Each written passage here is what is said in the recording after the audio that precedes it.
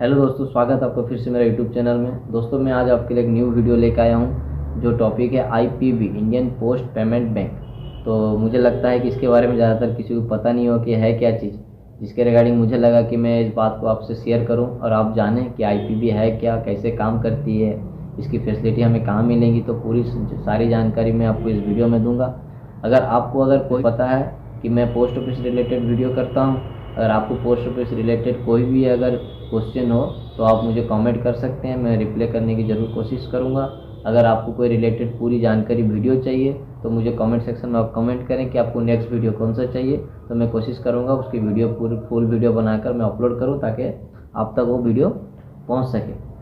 तो आप अगर मेरे चैनल में नहीं हैं तो सब्सक्राइब करें, लाइक करें और शेयर करना ना भूलें। तो चलो हम शुरू करते हैं कि आईपीबी है क्या। एक्चुअली आईपीबी जो है वो ownership of the department of post के अंडर में है, ऑनरशिप उसकी।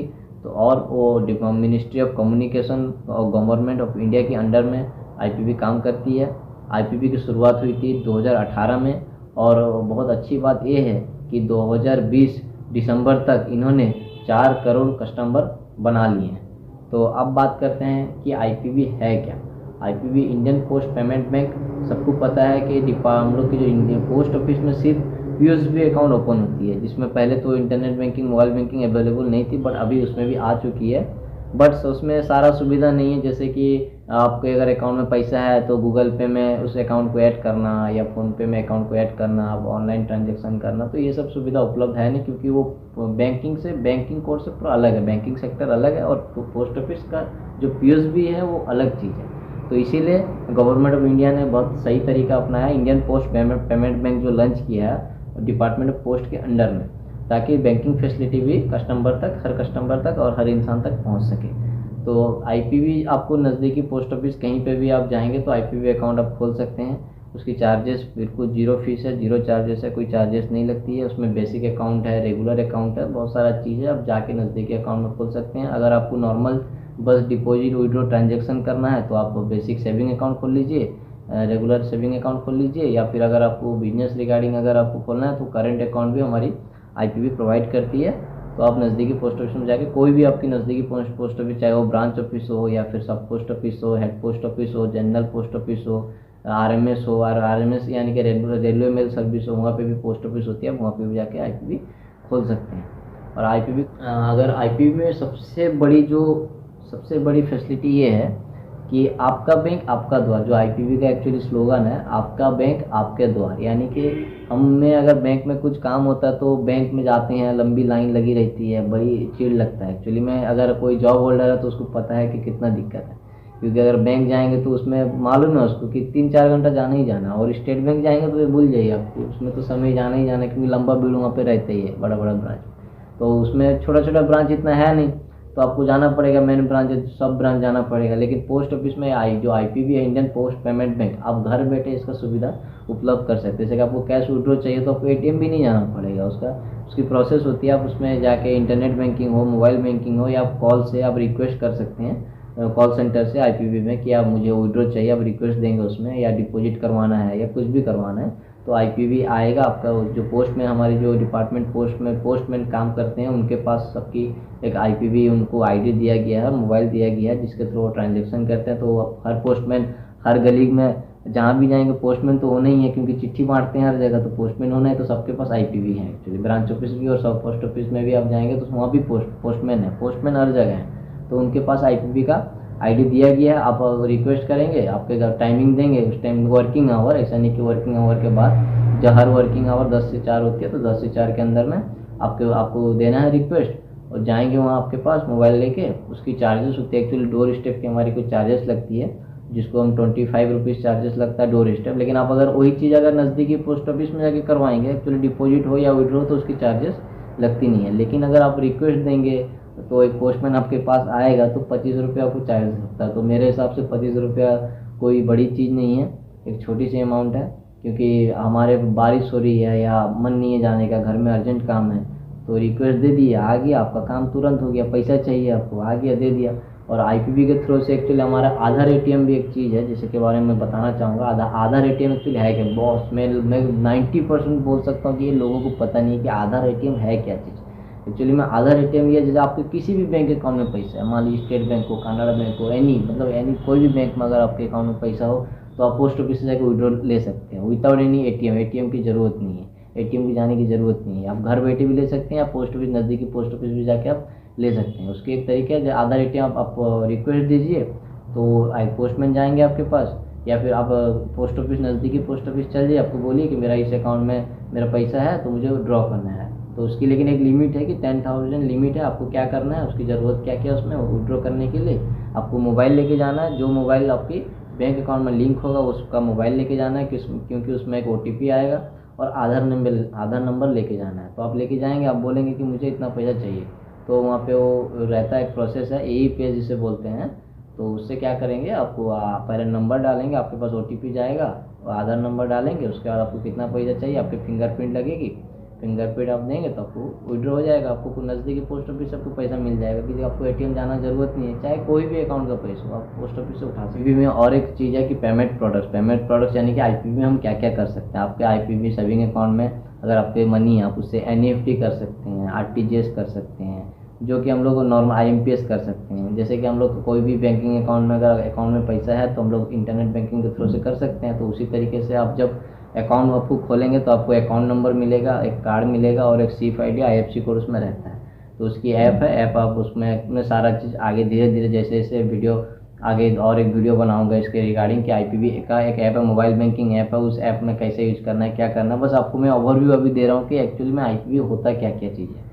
इसके बाद हमारे वीडियो में मैं नेक्स्ट धीरे धीरे एक एक करके आपको बताना है, क्योंकि बड़ी लंबी हो जाएगी, सारा चीज़ बताऊँगा तो पॉसिबल है नहीं। तो इसलिए मैं अभी आपको ओवरऑल बता रहा हूँ कि एक्चुअली IPV में फैसिलिटी है क्या क्या चीज़, और आपको मैं जानकारी देना चाहूँगा कि IPV में आपको मोबाइल बैंकिंग कर सकते हैं, इंटरनेट बैंकिंग कर सकते हैं, ये और फिर आपको जो होता है आपकी UPI ट्रांजैक्शन कर सकते हैं। जैसे कि आपको फ़ोनपे है और गूगल पे है, इसी तरह से पोस्ट ऑफिस की भी उपलब्ध है डाक पे। जैसे कि हम लोग के फ़ोन पे है, गूगल पे है, उसमें आपकी मान लीजिए ट्रांजैक्शन आप कर रहे हैं, उसमें मनी कट जाता है, डेबिट हो जाता है, कभी कभी फेल हो जाता है। तो कभी कभी ऐसा होता है कि कस्टमर केयर को कॉल नहीं लगता, या कॉल भी लगता है तो बहुत रेस्पॉन्स मिलना मुश्किल है, क्योंकि उन लोग का तो कुछ ऑफिस है नहीं।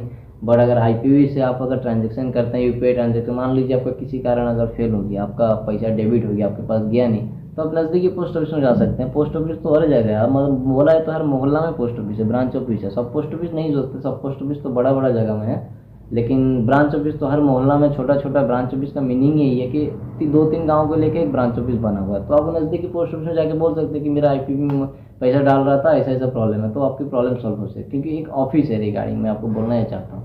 तो फ़ोन पे गूगल पे का आपका ऑफिस नहीं है, आप कहाँ जाएंगे, किसे बोलेंगे, बस आप कॉल कर सकते हैं। और बूढ़ा मान लीजिए कोई एजेंट है, 40 साल का एजेंट है, बस वो भी एक IPV अकाउंट खोलते हैं। ऐसा नहीं कि IPV अकाउंट नहीं खोलते हैं, हम लोग भी भले चलाना आता हो या नहीं आता हो, लेकिन IPV अकाउंट खोलते हैं। और IPV अकाउंट खोलने से बहुत सारी बेनिफिट है। तो उनका मान लीजिए पैसा कुछ डेबिट हो गया, कुछ किया, उन लोग को इतना आता नहीं है कि फ़ोन करके कॉल सेंटर में बात कर सके, तो वो नज़दीकी पोस्ट ऑफिस में जाके अपनी जो डिटेल्स है वो शेयर करते हैं, उनकी प्रॉब्लम सॉल्व करने की उन लोग बहुत जल्दी कोशिश करते हैं। डिपार्टमेंट पोस्ट हमेशा यही चाहता है कि उसके कस्टमर हमेशा खुश रहें और उनकी जो ज़रूरत है उसको पूरा कर सकें।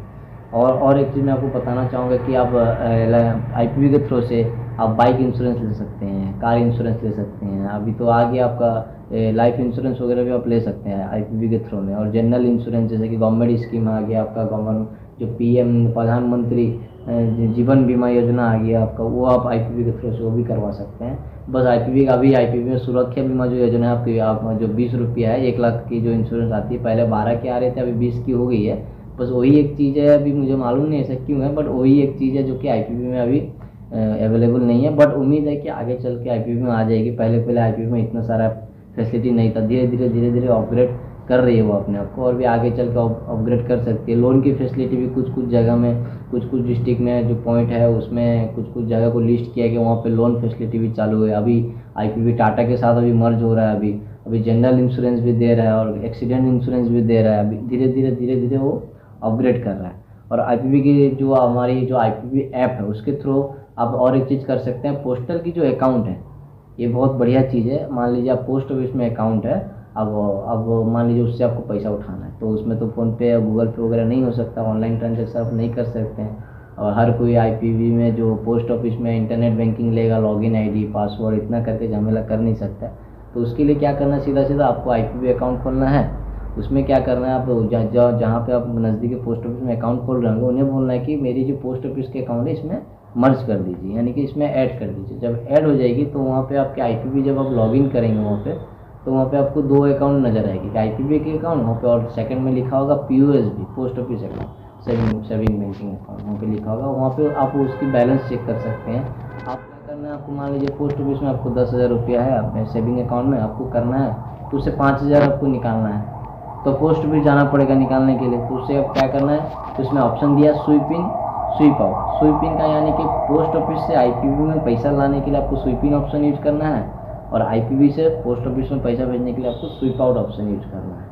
तो अगर आप मान लीजिए RD आपकी है, पोस्ट ऑफिस में RD है, या PPF अकाउंट है, या सुकन्या अकाउंट है, तो कोई भी अकाउंट हो, चाहे वो आपकी PLI में रिसेंट इसके पहली वाली वीडियो में बताया था कि IPV के थ्रू से कैसे आप जो पोस्टल लाइफ इंश्योरेंस है और RPLA rural postal life insurance है वो कैसे आप जमा कर सकते हैं, वही फैसिलिटी आ गई है माशाल्लाह। तो आपको क्या करना है, आपको पोस्ट ऑफिस में पैसा है उसको लेके आ जाना है, थ्रो IPV लेके आ जाना है, स्वीप इन करके पोस्ट ऑफिस से यहाँ लेके आ जाना है। उससे क्या करना है, RD डिपॉजिट कर दीजिए, वहाँ पे ऑप्शन है, सारा चीज़ मैं बताऊँगा धीरे धीरे, और करके भी आपको बताऊँगा कैसे RD डिपॉजिट होता है। तो उसमें क्या करना है, अब IPV से RD में आप अकाउंट में पैसे डाल दीजिए, ऑटोमेटिक आपके RD अकाउंट में पैसे चल जाएगा, ज़रूरत नहीं है पोस्ट ऑफिस जाने की। अब स्टेटमेंट जाके चेक करेंगे, प्रिंट करेंगे बुक, तो उसमें दिखा देगा कि इतना तारीख को IPV से आपकी RD डिपॉजिट हुई है। तो आप IPV के थ्रू से बैलेंस इंक्वायरी कर सकते हैं, चेक ट्रांजेक्शन भी कर सकते हैं, कैश डिपॉजिट, कैश विड्रॉ, और आपको हो गया NEFT, RTGS, बहुत सारी वैरायटी प्रोडक्ट है। और IPV के थ्रू से आप तो आपके मोबाइल से नहीं हो पाएगा, बट आप IPV के थ्रू से आप नज़दीकी पोस्ट ऑफिस के थ्रू से लाइफ सर्टिफिकेट, जो पेंशन है, पेंशनर जो है, पहले लाइफ सर्टिफिकेट के लिए क्या था कि आपको बैंक जाना पड़ता था। एक्चुअली में बैंक जाइए, वहाँ पे फॉर्म दीजिए, और मान लीजिए कोई 70-80 साल का है, बस जान है उसमें बॉडी में, बाकी कुछ नहीं है, जा नहीं सकता है, उठ के जा नहीं सकता है, लेकिन उनको भी ऑटो करके आपको लेके जाना पड़ता था, ताकि बैंक में जब तक वो बैंक में देखेंगे नहीं आपको लाइफ सर्टिफिकेट होगा नहीं, आपको फ्रंट टू फ्रंट जाना है, देखना है, बड़ी टेंशन है। जिसके घर में पेंशनर है, मैं उन्हें, वो जानते हैं कि कितना तकलीफ है ये चीज़। तो उनके लिए फैसिलिटी आ गई IPV के थ्रू से। आप DLC डिजिटल लाइफ सर्टिफिकेट जो है DLC आप कर सकते हैं। इससे आपको नज़दीकी पोस्ट ऑफिस में पोस्टमैन जो है वो वहाँ तक भी जाना नहीं पड़ेगा, आपको बस रिक्वेस्ट देना है, पोस्टमैन आएंगे आपके घर में, और आपके लाइफ सर्टिफिकेट जो आपके POSB नंबर होगा और आधार नंबर उसमें डालेंगे नॉर्मल, और जो प्रोसीजर है उसको करेंगे, आपके फिंगरप्रिंट लेंगे। बस यहाँ ये है कि फिंगरप्रिंट आना चाहिए, फिंगरप्रिंट नहीं आएगा तो DLC नहीं हो पाएगा लाइफ सर्टिफिकेट, आपको फिंगरप्रिंट देना ही पड़ेगा। आपको फिंगरप्रिंट दीजिए, लाइफ सर्टिफिकेट हो गया, घर बैठे जाना नहीं पड़ेगा, बस उन तक पहुँच गया कि हाँ लाइफ सर्टिफिकेट हो गया। बस उसकी जो फीस है 50 रुपये फीस है, और अगर आपके पास पोस्टमैन आ रहा है तो आई थिंक 25 रुपये चार्जेस लगता है, मे भी नहीं लगता, क्योंकि उन लोग का एक रेडियस दिया गया है। मान लीजिए अभी मेरा ऑफिस यहाँ पे है, तो रेडियस है कुछ 1-2 किलोमीटर रेडियस के अंदर में अगर मेरा मोबाइल जाता है तो उसमें चार्जेस नहीं लगता, उसके अगर दूर चल जाएगा तो उसमें चार्जेस लगता है। तो और भी बहुत सारा फैसिलिटीज़ है, आप धीरे धीरे मैं बताऊँगा, आप मेरे साथ जुड़े रहिए, इसी तरह आप मुझे प्यार देते रहिए। और इसी के मैं इतना कह के मैं अपना वीडियो एंड करता हूँ।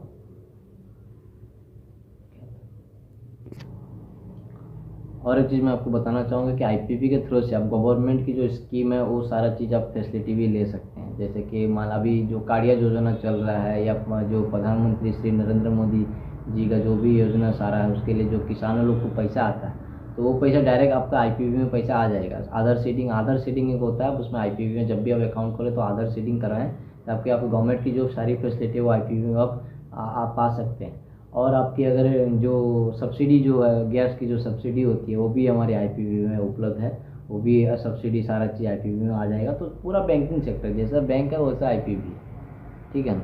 तो बाकी आप इसी वीडियो को आप मेरे साथ जुड़े रहिए, और आपको नई टॉपिक में आपको मैं वीडियो देता रहूँगा, और आगे की वीडियो क्या बहुत सारा चीज़ें IPV की जो ऐप के बारे में, और डाक पे जो आपको मैं बताया कि डाक पे है, उसके रिगार्डिंग बहुत सारा चीज़ मैं आपको बताते रहूँगा।